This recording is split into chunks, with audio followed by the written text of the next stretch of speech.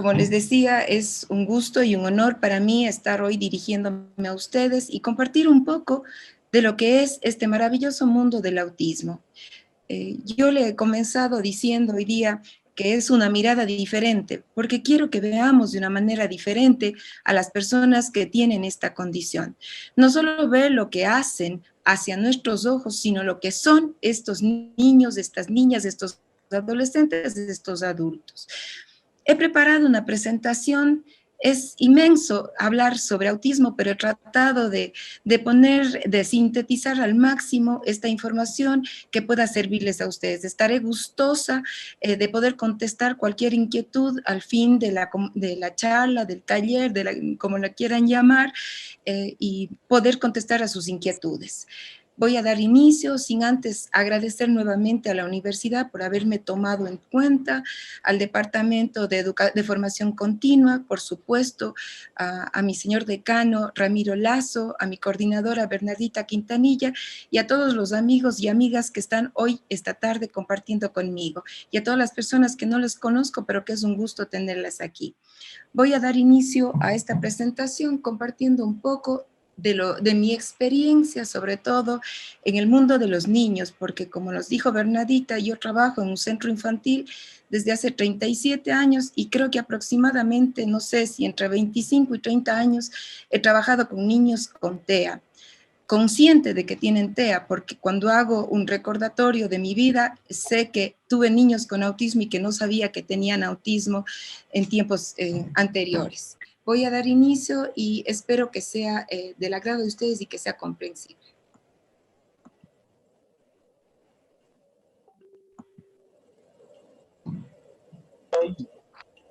Como les dije, yo le he puesto a esta charla el autismo una mirada diferente porque quiero que veamos más allá de las simples características que nos presentan estos niños. Siempre mis clases de TEA comienzo con esta frase y me pareció que debía ser esta también un conversatorio o un taller en el que también inicie esta presentación de autismo con esta frase que me encanta. Todo depende del modo en el que mires las cosas. Una vez que entiendas cómo piensan y ven el mundo, aquello que un día parece una discapacidad, otro día puede ser un talento o un don. Peter Satmari, 2004. Yo quería hacer una pequeña introducción a la historia del autismo, para que sepamos que el autismo existió siempre, simplemente antes no se conocía como autismo. Sin embargo, se han encontrado cantidad de estudios en los que los investigadores actuales revisan y dicen, no, esas características son de alguna persona que tenía autismo. Sin embargo, partiré diciendo que el autismo viene de un término griego que quiere decir, de autos, que quiere decir uno mismo opuesto del otro. La primera persona que utilizó el término autismo fue Eugene Bleuler, entre el año 1857 y 1939. Pero él no lo utilizó para decirle a una persona que tenía TEA, sino para referirse a una característica de las personas que tenían esquizofrenia. Seguimos avanzando y vemos que realmente las personas que sí hablaron ya de autismo como autismo y que pusieron las características propias de este trastorno son Leo Kanner en 1943, quien se le considera el padre del autismo y quien dijo que estas son las características de una persona con autismo y estas no. Y en el año siguiente, Hans Asperger, en 1944, sin embargo, su trabajo fue reconocido apenas en 1981 por Lorna Wing, porque al haber escrito sus trabajos en alemán, no se dieron a conocer. Hans Asperger encontró similitudes con las características que nos daba Leo Kanner. Sin embargo, él vio que estos niños o estos adultos con los que él pudo trabajar no tenían problemas de lenguaje, es decir, tenían lenguaje y tenían una inteligencia normal o superior. Y él los llamó pequeños profesores. Y hasta ahora les seguimos llamando síndrome de Asperger. Ya haremos una evolución. Voy a comenzar descartando algunos mitos que se tiene sobre el autismo. El primero dice, el autismo no se quita. La realidad es que no se quita, no porque no es una enfermedad, no es una enfermedad que pueda quitarse, es un trastorno. Y para explicar esto, quiero comenzar con lo que es el autismo. Aquí he puesto algunas definiciones. Ustedes van a decir, ¿me va a leer todas estas definiciones? No. Tenemos la del DSM-5, el manual de trastornos mentales que se utiliza a nivel mundial por todos los psicólogos para el diagnóstico de las personas con autismo. También he puesto de la Asociación Americana de Autismo. Sin embargo, yo les digo que el autismo es un trastorno del neurodesarrollo presente desde la primera infancia, caracterizado por dificultades en la comunicación, interacción social, la imaginación y manifestaciones de conductas repetitivas, estereotipadas y restringidas. De etiología múltiple, que la iremos desarrollando luego, y de gravedad variada. Se presenta más en niños que en niñas, en una proporción de 4:1, aunque algunos le ponen todavía de 5:1. Algunas personas dicen, y este es un mito, ¿hay una epidemia de autismo? No, no existe tal cosa. Simplemente la ciencia ha avanzado y existen nuevas y mejores herramientas de detección. También los profesionales, tanto en el área psicológica, médica, educativa, se han capacitado y pueden determinar quién es una persona que tiene o que presenta determinadas características. Sin embargo, hay unos datos alarmantes de autismo. Y según la Organización Mundial de la Salud, la OMS, sacado en el 2021, nos dice que hay 1 por cada 160 personas que tienen autismo. Pero esta simplemente es una cifra media, porque hay estados y hay países en donde la prevalencia es mucho mayor. Hablamos, por ejemplo, en Corea de 1 de cada 30, en algunos estados de los Estados Unidos, 1 de cada 50, de cada 100, de 54 personas. Se presenta más en niños que en niñas, como les había dicho, en una proporción de alrededor de 4 niños por una niña. Y no importa la etnia, la raza, la condición económica o educación, se presenta por igual en todos. En el Ecuador tenemos muy pocos datos.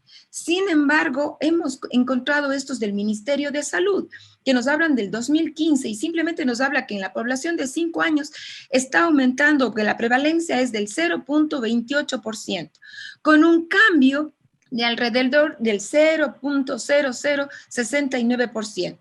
Y en la población mayor de 5 años, de 5 a 14 años, la prevalencia es de 1.7%. Ojalá pudiéramos tener datos más certeros. Pero ¿por qué es importante la prevalencia? ¿Por qué es importante conocer cuántas personas tienen autismo o cuántas personas tienen cualquier condición? Porque una vez que sepamos esto, los estados, los gobiernos dan o destinan recursos que pueden servir para la investigación de estas condiciones, para poder trabajar mejor, dar nuevas alternativas de abordaje con estas condiciones. Por eso es importante. Pero ¿cómo vamos a llegar a saber de esta prevalencia? Lo primero es que sepamos cuáles son esos signos de alerta que debemos tener todas las personas para saber si un niño puede o no presentar autismo. Porque si no sabemos, si no diagnosticamos, ¿cómo podemos tener porcentajes de prevalencia? Señales de alerta ustedes los tienen a disposición en todo el Internet. Y esto es importante que como padres, como docentes, como profesionales de cualquier rama, los tengamos presentes. Por ejemplo, casi todo el mundo dice, una de las señales que han determinado los padres de familia es, mi hijo parecía que era sordo, pues yo le llamaba y nunca me contestaba. Llanto, pataletas, sin ninguna razón. Hiperactivo, por otro lado, no tiene un lenguaje o presenta un lenguaje diferente. Apego inusual a objetos, no siente temor ante los peligros, ríe sin motivo, no tiene un lenguaje, no tiene intereses compartidos, no señala con el dedo. En fin, hay señales que ustedes lo pueden encontrar en el Internet. Una vez que se tienen estas señales de alerta, ya sea los padres, los profesionales, los docentes en el aula de educación inicial, que es donde comenzamos, podríamos detectar. Pero para detectar no necesitamos solamente conocer las señales de alerta, sino conocer los hitos de desarrollo de los niños con los que estamos trabajando. Porque si no, no vamos a saber qué es normal y qué no es normal, entre comillas, quiero decir. Si una vez que detectamos este rato los docentes ya tenemos hasta herramientas de fácil acceso, como podría decir el famoso MChat RF, que nos puede servir perfectamente para una detección de niños muy pequeños, o el SCQ si queremos trabajar con niños de 4 años en adelante, que nos sirven para detectar. Eso lo podemos hacer los docentes en el aula, lo pueden hacer los profesionales, me refiero, un médico. Ellos también utilizan el Denver, en fin, otras herramientas, pero lo importante es que conozcamos y que hay la posibilidad de que los niños tengan. Una vez que se detecta, es importante que sea diagnosticado, pero el diagnóstico no debe ser, y en eso yo reitero mucho, no debe ser solo por parte de un médico, debe ser por un equipo, ahí debe estar un psicólogo, debe estar un terapista físico, debe estar un terapista de lenguaje, debe estar un docente. Porque los docentes pasamos con los niños a veces toda la mañana. Debe estar la persona que cuida al niño. Y digo la persona que cuida porque no necesariamente son los padres, son otras personas. Y una vez que se diagnostica con herramientas ya un poco más que se necesite más preparación para estos, como son el ADIR, el A2, el CARS, que ya deben ser aplicados por personas que conocen, o ciertos exámenes o ciertas pruebas que podrán hacer los médicos. Pero es importante que sea un equipo. Una vez que se diagnostica, entonces sí podemos comenzar la intervención, y la intervención debe ser por un equipo. Normalmente necesita un psicólogo, un terapista físico, un terapista ocupacional, un terapista de lenguaje, un psicólogo educativo, en fin, es todo un equipo el que tiene que trabajar con estos niños, y nosotros los docentes, me digo yo, y muchos de los que estamos aquí también. Otro mito, un mito que debería desaparecer, que debería ser erradicado, porque esto ha hecho mucho daño a los padres de familia. Y dice, una mala o distante relación con los padres causa autismo. El autismo no es ocasionado por los padres y su relación con sus hijos. El origen del autismo se encuentra en la invisibilidad de nuestro cerebro y en el efecto de causas múltiples, como iremos viendo. En los años 50, 60 y 50 se hizo muy popular esta teoría de las madres refrigeradoras, en las que se les culpaba a la madre o al padre de que porque son fríos con sus hijos, ellos tienen autismo. Esto está comprobado científicamente que no es cierto. Sin embargo, esto marca una huella en muchos padres que todavía se sienten culpables. Ojalá elimináramos esto. A partir de los años 70 ya se comienzan a hacer nuevos estudios y se ve que no tenía nada que ver los padres por su forma de crianza. De pronto sí, en los genes que transmitimos a nuestros hijos, pero que no es nuestra culpa. Y se encontraron algunas causas. Por ejemplo, yo les voy a decir las neurofisiológicas, en las que nos dicen en las famosas neuronas de espejo, en las que uno es capaz de ver o sentir lo que la otra persona siente. También hablamos de que el cerebro es extremadamente masculino. ¿Pero qué quiere decir esto del cerebro extremadamente masculino? Ya sabemos que las mujeres no tenemos una estructura del cerebro diferente a lo de los hombres. Cuidado, no lo tenemos. Sin embargo, sabemos que muchas mujeres, la mayoría podría ser, que somos más empáticas y los hombres son más sistemáticos. Pero no siempre, porque hay veces que hay mujeres que son muy sistemáticas, mujeres que son más empáticos o la combinación, pero a eso se refiere, porque ya veremos que los niños con TEA son más sistemáticos que empáticos. Luego nos dicen que si el cerebro, un lado del cerebro se ha desarrollado más o menos. En fin, hay algunas causas neurofisiológicas que no están comprobadas completamente. Sin embargo, hay una causa que sí está comprobada científicamente y que es la genética. Y una forma hasta de demostrar que sí, se sabe que entre 12 y 15 genes ya han sido identificados con algo del autismo. Sin embargo, hay muchos genes más por investigar. Pero podemos ver que gemelos o gemelos univitelinos, que nosotros los llamamos simplemente gemelos, si uno de los gemelos tiene autismo, hay un 60% de probabilidad que el otro gemelo tenga también. O los gemelos disigóticos, o como los llamamos nosotros, mellizos, es decir, si el uno tiene autismo, el otro tiene entre el 0 y el 6% de probabilidad de tener autismo. Y también cuando en una familia hay un niño con TEA, hay una probabilidad también entre el 2 y el 8% de que otro miembro de la familia tenga autismo. También se ha visto que familias que al revisar su árbol genealógico han presentado muchos problemas de lenguaje, trastornos de lenguaje, puede ser que en algún momento ya aparezca un niño con TEA. Y también hay los factores ambientales. Como decimos, los factores genéticos, yo diría, no se pueden desarrollar si no hay ese factor ambiental, la contaminación ambiental, antes, durante y después del embarazo, falta de la vitamina B en la madre. También decimos que la madre se haya expuesto a... por ejemplo, en las plantaciones de flores, dicen las mamás están muy expuestas a los químicos que se utilizan para evitar los insectos de las plantas, entonces eso sí pueden ocasionar. Como les digo, la única causa comprobada científicamente es la genética, pero muy relacionada con la ambiental. Sabemos que sin la ambiental posiblemente esas genéticas no se desarrollarían. Vamos a otro mito, porque yo quiero ir, por eso quiero una mirada diferente, porque quiero que estos mitos se vean de otra forma, desaparezcan, o se aclare. Las personas con autismo repiten todo como robots. Si bien las personas con esta condición tienen intereses fijos, rutinas, que las ayudan a autorregularse, que les ayudan a sentir seguridad en el entorno y que perciben y a veces se les parece que son como robots, pues sí, no expresan más o menos emociones, entonces, pero no, ya vamos a ir viendo que eso no es así. Y para esto es importante que trabajemos las características que presenta un niño con autismo.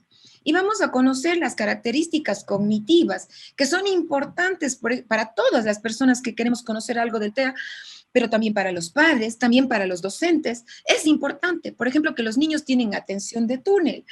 Y para explicarles les voy a poner un ejemplo que ponía una de las personas que escribe sobre el autismo y decía, una profesora les llevó a sus niños a una biblioteca. El rato que llegaron a la biblioteca, los niños veían todo, revisaban, y sin embargo el niño con TEA se fue específicamente a un libro y se detuvo en este libro. La profesora pensó que la portada tenía algo, ¿qué le interesaba al niño en eso? Y la verdad era que ese libro tenía estos anillados. Y al niño lo que le gustaba era ver a través del anillado, como ese calidoscopio. Esa es la atención del túnel, el ver solo a través de ese anillado. Y eso debemos pensar cuando demos las clases, cuando tengamos un paciente con niño con TEA o cuando tengamos un hijo con TEA. Percepción. Los niños son hiper o hiposensibles sensoriales. Hay niños que tienen una hipersensibilidad al ruido y es posible que ustedes les vean, perdón, estoy con mi brazo roto y estoy así, pero bueno, se tapan las orejas.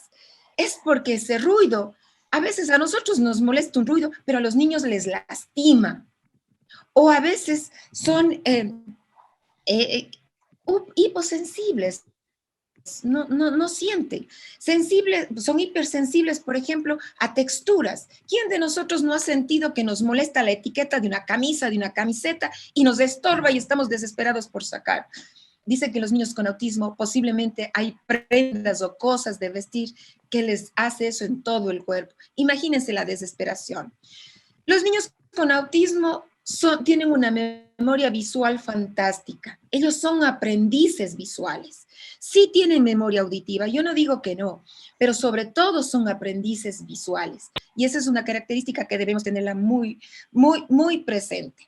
asociación. Y para explicarles esto de la asociación, yo les escribo la frase de una de las personas con autismo más famosas del mundo, Temple Grandin. Ella dice, yo pienso en imágenes. Las imágenes son como una segunda lengua para mí. Ella dice, cuando yo pienso, yo tengo que imaginarme si es posible hacer maquetas para entender o meterme en el mundo. Si alguien ha leído o ha visto películas de Temple Grandin, sabe que es una persona que se dedica mucho a trabajar en instrumentos para la ganadería, en general para los animales. Entonces ella decía, yo me metía en los caderos para ver cómo se sienten, porque necesitaba eso. Luego tenemos la competencia inferencial, pensamiento deductivo, dificultad donde la información es implícita. Nosotros a los niños decíamos, pero imagínate cómo sí, el niño no va a poder llegar a eso. Tenemos que ser concretos. Hay características en la comunicación y aquí hay una diversidad, porque los niños con autismo, hay niños que tienen lenguaje, otros que no tienen, otros tienen un lenguaje únicamente para pedir las cosas. Entonces hay los que no tienen lenguaje verbal y a estos niños tenemos que prestarles activos aumentativos de comunicación o el PEX, tenemos que buscar herramientas.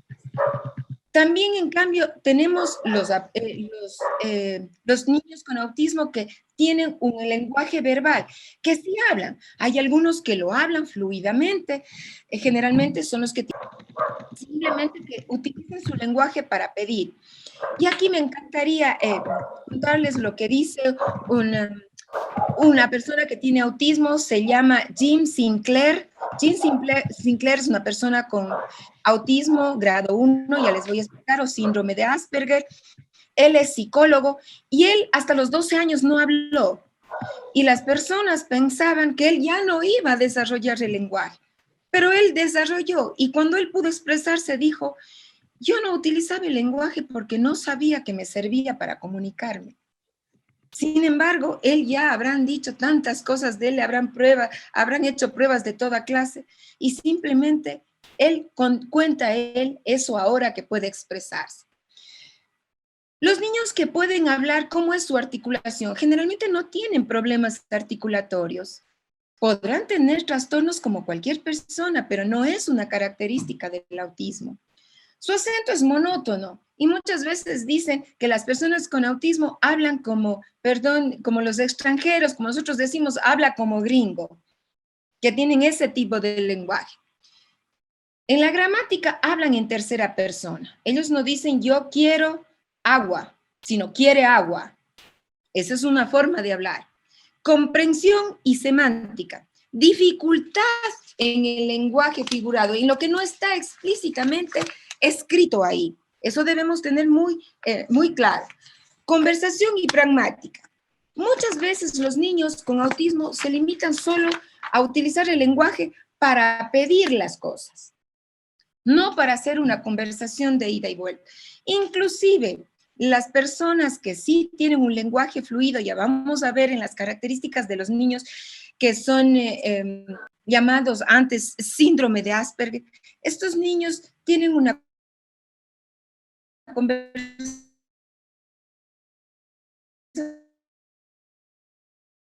en que al otro a lo mejor no le está importando. Lo que a estos niños les gusta hablar del cosmos, pues quieren hablar mañana, tarde y noche, le interese o no a la persona con la que está ese momento interactuando.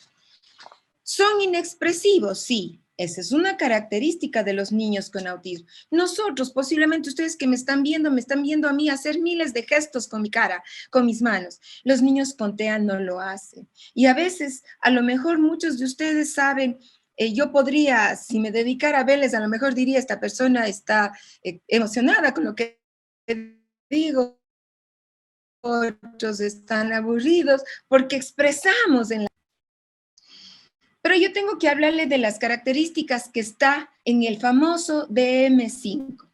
Este es el manual de enfermedades mentales que se utiliza a nivel mundial. Y esto se hizo para que todos coincidan en el diagnóstico que dan, en las características que deben tomar en cuenta. Y por ejemplo, en el DSM-5, que lo tenemos desde el 2014, este les une, porque si ustedes o algunos conocen, hasta antes del 2014 nosotros nos guiábamos por la famosa triada de Lorna Wynne, una estudiosa muy famosa sobre el autismo. Ella determinó que los niños con autismo tienen 3 características, que es la dificultad en la comunicación, en la interacción social y las conductas repetitivas, estereotipadas y falta de imaginación. Sin embargo, el famoso DSM-5 los une a los 2 primeros y hace que la comunicación y la interacción se vuelvan en uno solo. Y se llama comunicación social, porque realmente la comunicación es social, es para comunicarnos con el resto. Dentro de eso tenemos la dificultad en la reciprocidad socioemocional, ya vamos a ver qué pasa con las emociones de los niños, dificultad en conductas comunicativas no verbales, utilizando la interacción social, es decir, tienen dificultades en la comunicación, dificultad para mantener y desarrollar relaciones, a lo mejor, no digo que todos, pero a muchas personas que les saben que me gusta el tema del autismo, que trabajamos con autismo, nos han dicho, pero verán la novela que están dando este momento, Doctor Milagro, creo que se llama en Teleamazonas, y ahí ustedes podrán ver estas características que les estoy diciendo, que son personas tan puras como yo digo, pero que no puede, que les es difícil mantener una interacción social, que comunican únicamente las cosas que necesitan. En fin, iremos viendo. El segundo hito o la segunda característica que toma en cuenta el DSM-5 para que se pueda diagnosticar a un niño con autismo es patrones repetitivos y restringidos de conducta, actividades, intereses que se manifiestan en al menos 2 de los siguientes. Yo no he puesto todos, pero les pongo porque es importante que conozcamos algunos.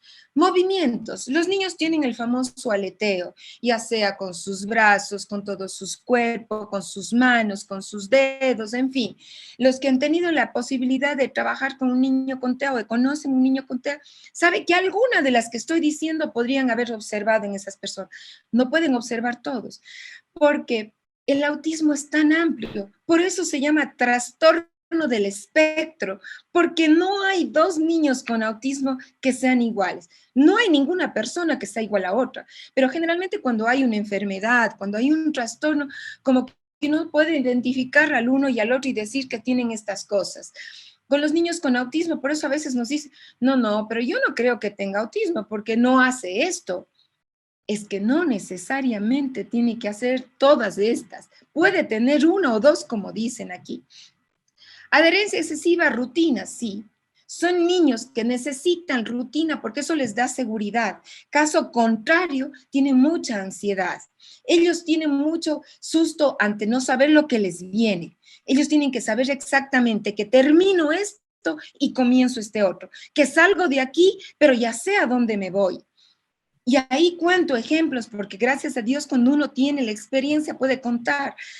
Hace años, hace no muchos años, cuando se construía el tranvía, que duró tantos años, nosotros teníamos una niña que venía del centro de la ciudad y la mamá decía, yo le vengo a dejar a donde ustedes en la guardería y ya sabía la ruta que tenía que seguir, ¿verdad? Entonces la niña se conocía, pero dice, rato menos pensado, tenía el letrero y decía que no, que 2 cuadras más adelante está cerrado el paso.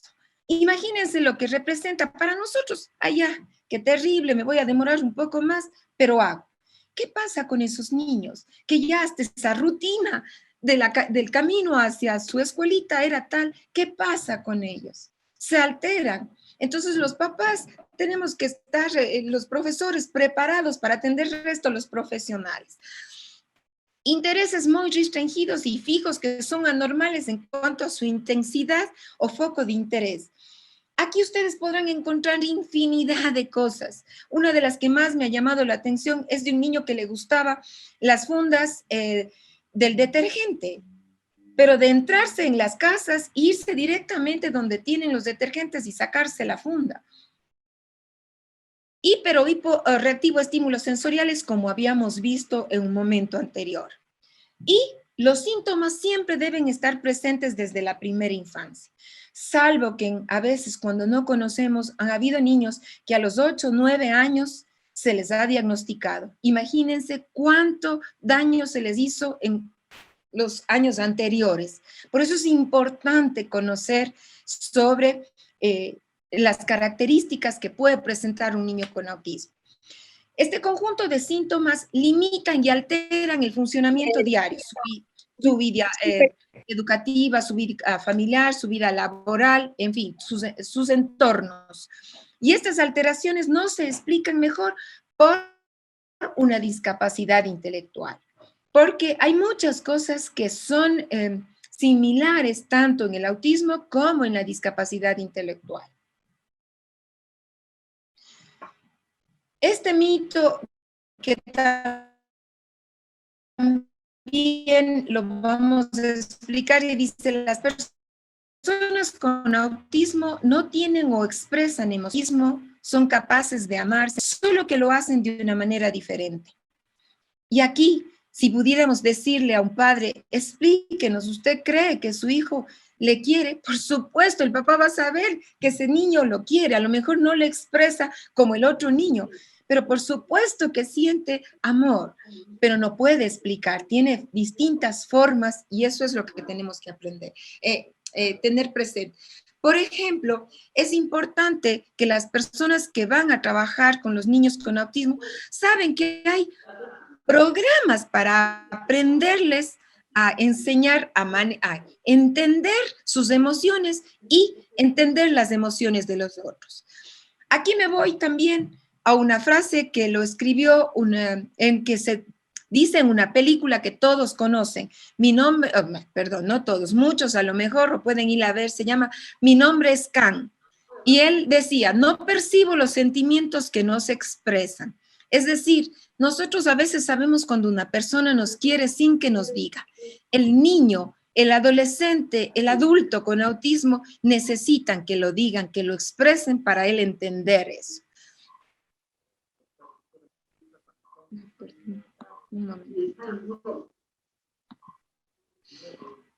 Emociones en el autismo. Autocontrol autoconciencia y control de las emociones, en eso tienen dificultad los niños en el campo de las emociones. Hay que enseñarles. Dificultad para comprender los estados mentales, dificultad para entender cómo se siente el otro, para saber por qué el otro está triste, feliz, porque está enojado. Carencia de empatía. No es una carencia, es una disminución. No es que no tienen empatía. Los niños tienen empatía, pero a lo mejor en una menor intensidad y a lo mejor haya que enseñarles también. Decadencia en la capacidad de interpretar las emociones, sí. Hay que enseñarles y enseñarles a expresar, enseñarles a comprender la de los otros. Y alextimia, incapacidad para identificar sus propias emociones y para poderlas expresar. Nosotros sabemos que la inteligencia emocional deberíamos trabajar con todos los niños, tengan o no TEA. Por eso le pongo esta frase del padre del autismo. El autismo es un trastorno en el que cada caso difiere tanto del anterior que cada individuo merece especial consideración de sus particularidades. Esto nos podrían decir a todos, porque todos somos diferentes, y también los niños con TEA. Pero para poder entender al TEA, hay unas teorías, 3 teorías sobre todo, las más conocidas, para poder entender por qué el niño o la niña o el adolescente o el adulto actúan de esa forma. Y en estas tenemos la famosa teoría de la mente, el ponerme en los zapatos del otro, el saber lo que el otro piensa, el saber las intenciones del otro. Si, por ejemplo, yo estaría frente a ustedes hablando, no sé, en un aula de clases y cojo una pelota y hago esto, todo el mundo estoy segura que a lo mejor se haría al lado, porque tendría la idea de que mi intención es lanzarles. Posiblemente, ¿verdad? Un niño con TEA, así fuera verdad, él no sabe de mis intenciones. Para eso hay un ejercicio que lo pueden buscar de Sally y Ann en el internet, que cuando quieran véanlo y vean cómo se explica esto de la teoría de la mente. La teoría de la mente es la capacidad de las personas para entender emociones y pensamientos de los demás. Nosotros sabemos que cuando le vemos a una persona que está cerca a nosotros, sabemos si está feliz, si está contenta, si tiene iras, si está emocionado. Eso se dificulta en los niños. Y por ejemplo, los niños con TEA les enseñan eso, a que descubran, por ejemplo, a que sepan identificar cuando una persona está triste o feliz. Pero por desgracia, un día X esa persona está con gafas. Para el niño ya no le va a ser posible, porque él se va a fijar en las gafas y no en la expresión de su cara. Y a eso vamos en la siguiente teoría, que es la de la coherencia central. Luego tenemos la teoría de la coherencia central. Y antes, porque quiero que vean la fascinante que es esta teoría, quiero presentarle a Leslie Lenke. Es un músico que tiene autismo y que escuchó una sola vez el concierto de piano de Tchaikovsky y lo interpretó, con haberlo escuchado una sola vez. Y eso se debe a la teoría de la coherencia central. ¿Qué es esta? Es la habilidad de integrar la información percibida en un todo, contacto ocular no verbal. Dificultades. Integrar la información sensorial en una totalidad. Y para esto yo les hago un ejercicio así rápido. Este rato, las personas que me han estado escuchando a mí, quiero que se pongan a escuchar más ruidos que tengan en su casa. Solo un segundo les digo, a ver, ¿qué más escuchan en su casa? No me van a poder decir, pero ustedes contesten. ¿Qué escuchan? Muchas cosas. Pero ustedes tienen la capacidad de anular esos otros ruidos y oírme a mí. Cuando nosotros vamos por la calle, somos capaces de ir inmersas en nuestros pensamientos muchas veces. Y bueno, nos puede llamar la atención una ambulancia, pero el que pasen tantos carros, que piten, que grite la gente, que hable, que, en fin, que hagan ruidos, muchas veces no nos percatamos, porque tenemos esta capacidad de la teoría de la coherencia central, que en cambio los niños con TEA, las personas con TEA tienen dificultad. Fíjate en los detalles. Esta teoría me hace saber, entonces, de ahí digamos, sus riquezas, que sean capaces de mirar, por ejemplo, si ustedes ven, ya les voy a mostrarlo, no creo que le puse aquí a un pintor, perdón, a un cuarto, y pudo dibujar con el más mínimo detalle desde arriba lo que vio de la ciudad de Roma. Falta de inhibición de conductas inapropiadas en el funcionamiento ejecutivo, y eso ya vamos a ver. Nosotros les diríamos a los niños que les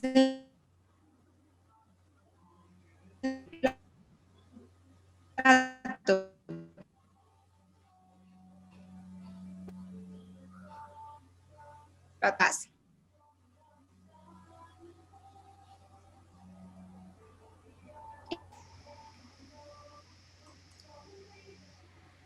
Un campo restringido y repetitivo de conducta, sí.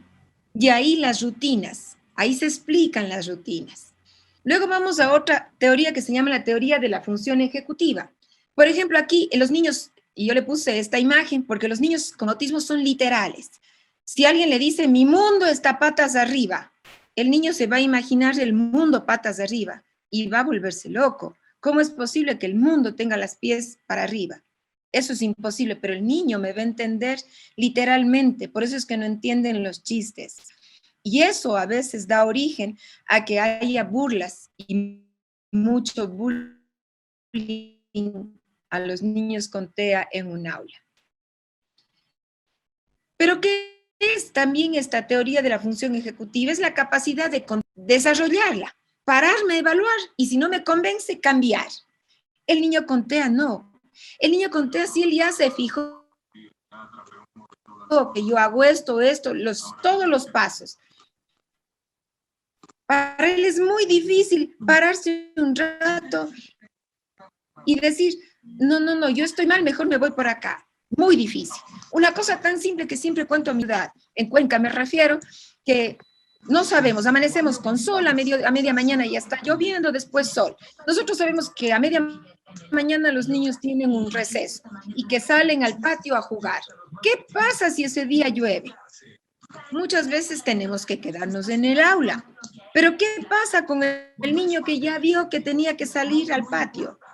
Tenemos que explicarle y para eso vamos a utilizar los famosos pictogramas, porque tenemos que trabajar con él para anticiparle, para saberle que no vamos a poder salir porque llueve, pero que vamos a hacer esto y eso le da tranquilidad.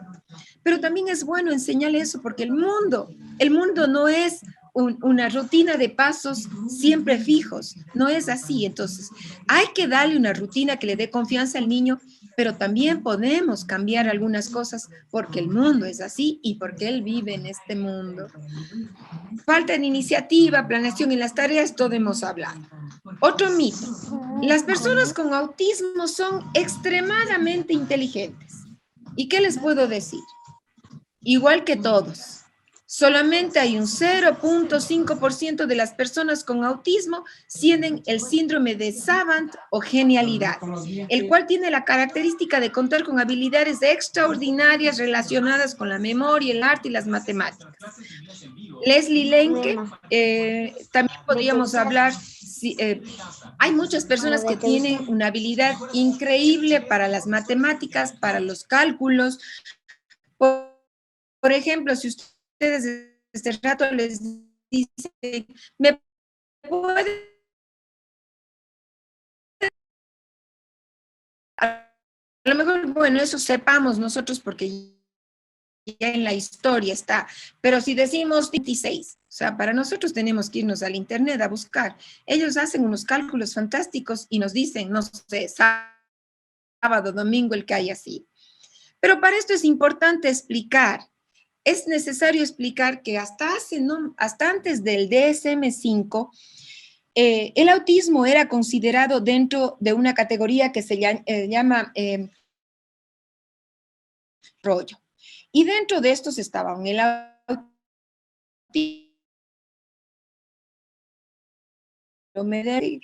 frágil, el trastorno generalizado del desarrollo no específico, es decir, habían todos esos trastornos como separados.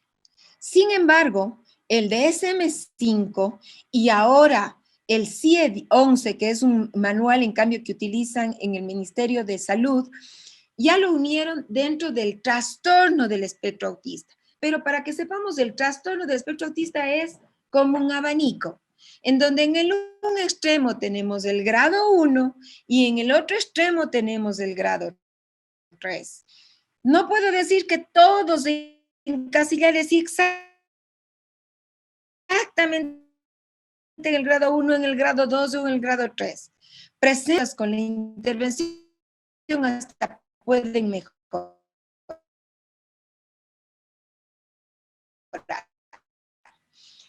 Y pasar de grado. Famosos llamados de síndrome de Asperger. Los que tienen lenguaje, no tienen retraso en el lenguaje, más vale tienen un lenguaje a veces más elaborado, desarrollaron antes que el resto de compañeros. Sin embargo, siempre van a presentar ayudas y sobre todo en la interacción social. Siempre van a necesitar ayuda. Dificultad para iniciar interacción social, respuestas atípicas a la apertura social, y ahí vamos, por ejemplo, que estos niños, estos jóvenes, estos adultos tienen mucha dificultad en formar una familia porque presentan esta dificultad. Son rutinarios, inflexibles en algunas cosas, presentan problemas de planificación, en fin, veremos brevemente eso. Luego vienen los del grado 2, que necesitan ayuda notable. Es decir, necesitan ayuda en el grado 1 no tienen discapacidad intelectual. Grado 2 y grado 3 pueden tener discapacidad intelectual como pueden no tener. Antes se consideraba que el 70% de las personas, me refiero alrededor, de personas que tenían TEA, presentaban discapacidad intelectual. Gracias a Dios, ha avanzado tanto las investigaciones, se han visto nuevos instrumentos para evaluarles y se ha visto que no es así, que más vale es lo contrario. Son menos los niños que presentan discapacidad intelectual y más los niños que no presentan. Hay niños que tienen discapacidad intelectual, perdón, que no tienen discapacidad intelectual y están en el grado 3, que necesitan ayuda muy notable, que inclusive no desarrollan lenguaje.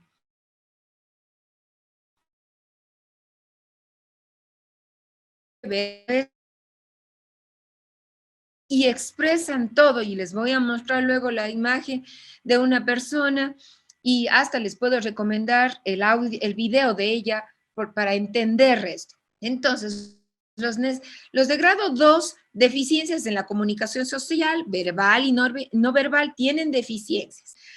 Problemas sociales incluso con ayuda, limitación en la interacción social, respuestas reducidas a la apertura social, dificultad de hacer amigos. En cambio, en el grado 3 vemos que son necesidad de ayuda muy notable y tienen deficiencias graves de comunicación social. Generalmente no tienen un lenguaje verbal, peticiones nada más. Respuesta mínimas a interacción social. También tiene, todos tienen inflexibilidad y flexibilidad 1 es menos, en grado 2 más y en grado 3 un poco más. Hay también el otro caso, en que hay niños que tienen trastorno del espectro autista y tienen altas capacidades. Es decir, tienen una inteligencia superior a los 120, 130, y a ellos se les llama que tienen doble excepcionalidad, y existen estos casos. Esto está recién investigándose a partir del año 1980, sin embargo, ya se conocen niños con esta condición. Sin embargo, perdón que diga nuevamente, sin embargo, hay niños que se confunde a veces las altas capacidades con el trastorno del espectro autista porque tienen intereses muy fuertes en un tema. Este es un campo muy amplio y hay que investigarlo todavía mucho más. Estos niños, también estos niños, estas adolescentes, estas personas con TEA, también presentan, tienen problemas o enfermedades asociadas o como comorbilidad a su condición de trastorno del espectro autista. Casi todos tienen problemas de aprendizaje, así sean de grado 1, es decir, los que tienen una inteligencia normal o superior, casi todos tienen algún tipo de problema de aprendizaje, necesitan apoyo. Un porcentaje altísimo viene acompañado del trastorno del espectro autista, el TEA con TDAH, trastorno de déficit de atención, ya sea con trastorno de déficit de atención nada más o trastorno de déficit de atención e hiperactividad. Muy compleja la atención, por eso se necesita profesionales que sean preparados para esto. Discapacidad intelectual, sí presentan también, pero ya les dije que no son la mayoría, sino la minoría. Epilepsia, se dice que un cuadro de epilepsia, la mayoría de niños ha presentado siquiera una vez en la vida. Ansiedad y depresión. Y esto nos explican a veces por qué tienen ansiedad y depresión. Sobre todo, no digo que los de grado 2 y grado 3 no lo tengan, pero los de grado 1 sobre todo porque ellos a veces están muy conscientes de su discapacidad, de su trastorno, y son víctimas de bullying y eso les afecta mucho. Les afecta mucho porque no pueden tener una pareja, porque no pueden hacer amigos. Entonces, tienen muy fuerte la ansiedad y la depresión, inclusive tienen que utilizar medicación en muchos casos. Otra condición que viene asociada al autismo en algunos casos, ya les digo, no todos tienen todo, es los problemas de sueño. Hay muchos niños que tienen problemas para dormir y se les oye, a los papás dicen duermen 4 horas y se levantan y tenemos que turnarnos para cuidarlos. Problemas alimenticios, y a esto hablamos, hay serios problemas alimenticios porque los niños por las texturas no son capaces a veces de comer todos los productos, o sea, todos los alimentos, entonces son selectivos. Y eso que ocasiona que tengan problemas estomacales. Entonces, se vuelve difícil. Y peculiaridades sensoriales, como ya les habíamos dicho, que lo tienen, ya no vale tratar nuevamente eso. Tenemos un nuevo mito. Y tenemos el mito, las personas con autismo parecen de otro planeta. Realidad, no son de otro planeta, no vienen de otro planeta. Y son seres humanos con otras formas de vivir, interactuar, comunicarse y experimentar el mundo. Tal vez extraños a los ojos de la normalidad, pero humanos al final de todos. Yo tenía una compañera de trabajo que veíamos que cada año teníamos más demanda de niños con TEA en el centro y nos decía, creo que va a llegar un momento en que la mayoría de niños van a tener TEA y solo pocos vamos a no tener TEA. Y así a lo mejor podamos cada vez es mayor el número de niños con TEA, podría ser.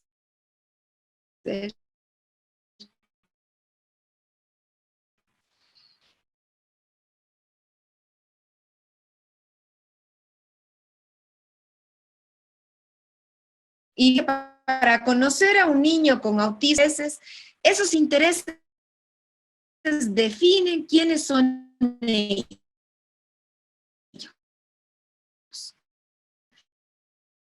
Los intereses representan seguridad, límites y una...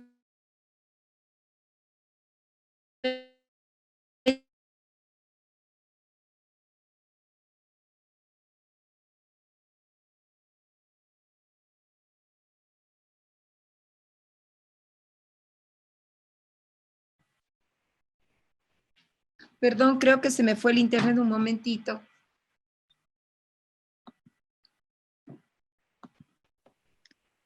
Ya estamos bien, María del Carmen, ya le vemos. Hasta que se conecte, solamente les aclaro porque me están poniendo los correos electrónicos. Por favor, llenen sus datos en el enlace en el que les estoy enviando en el chat, porque necesitamos no solamente su correo, sino también su información para elaborar el certificado. El certificado no tiene costo. Si es que ahí le dicen los datos de la facturación, se utilizan los mismos. Ustedes pongan sí, pero en realidad el costo es cero. Hasta que María del Carmen se conecte, les aclaro estos temas, ¿no? Llenen sus datos en el enlace y el certificado no tiene Creo que ya costo. estoy. Ya, María del Carmen. Sí, ya está listo. Al correo electrónico que ustedes registren, les enviaremos el material y el enlace para este video. Siga, María del Carmen, por favor.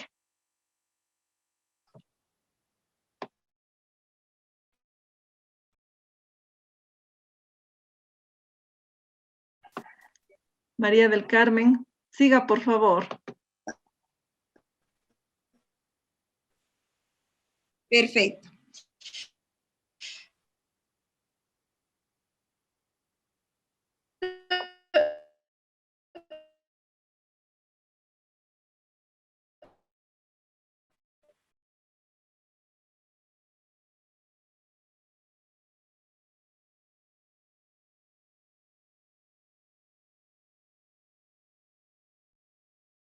Gracias. Armstrong, quien escribe un libro que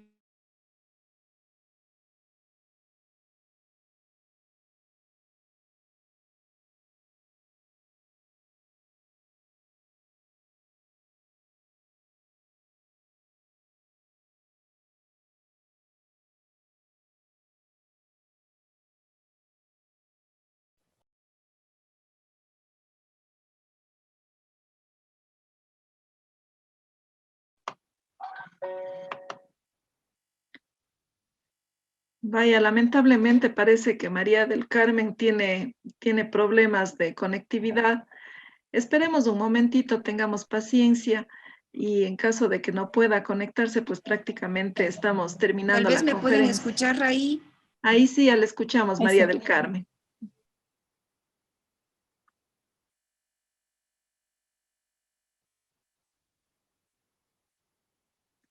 Ya no la escuchamos, María del Carmen.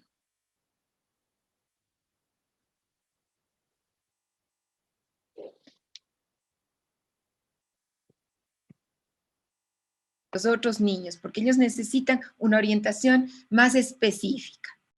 La presión de los exámenes, yo me he buscado puntos así muy específicos. Y sí, los niños con TEA, todos tenemos miedo y presión ante un examen, con mayor razón ellos, porque a veces no entienden cómo se presentó el examen. Entonces, a veces hasta se dice que al niño con TEA le debemos dar más apoyos. No le estamos diciendo que le den contestando las preguntas, cuidado, porque ellos son capaces, pero sí darles instrumentos de evaluación que sean más óptimas para su condición. Y luego paso así brevemente a la vida adulta. Y una de las cosas más importantes aquí es la preocupación de los padres cuando ya no estén ellos. ¿Dónde van a vivir? Porque no es justo que desde el comienzo digamos, ah, es que tiene un hermano y él tiene que hacerse cargo. No sabemos la realidad de ese niño. Ojalá estas cosas tendría que hacerse cargo el Estado, y para eso es importante que se sepa cuántas personas con TEA tenemos, para que el Estado destine recursos a esta condición. En otros países, con una sana envidia, hay residencias para estos niños, para que los padres sepan que el momento que ellos falten van a poder ir estos jóvenes, estos adultos allá.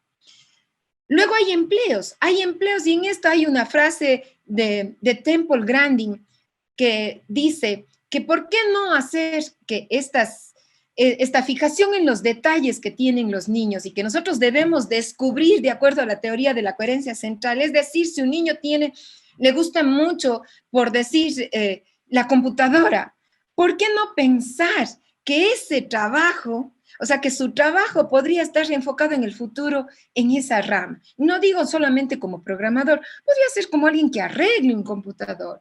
Como decía Temple Grandin en algún libro, ¿por qué no hacer que nos venga a arreglar nuestra tubería alguna persona que tuvo ese interés en el TEA? Porque que tuvo ese interés y que tiene TEA, porque a lo mejor esa fijación en los detalles va a hacer que encuentre más fácilmente el problema que tenemos en nuestra tubería.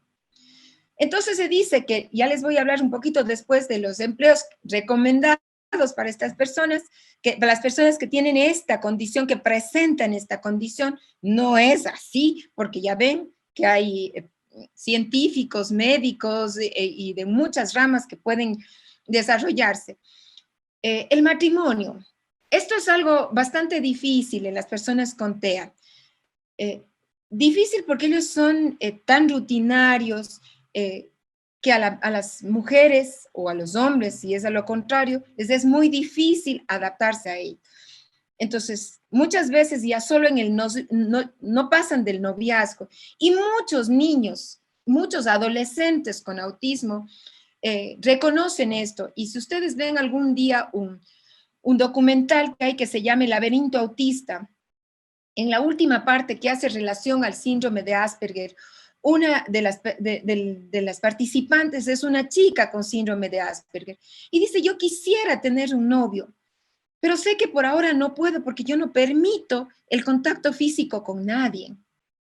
Entonces, sí, ella tiene una inteligencia normal o superior, no sabemos, pero es el hecho de que ella está consciente de su discapacidad. Entonces, a ella sí le va a afectar eso.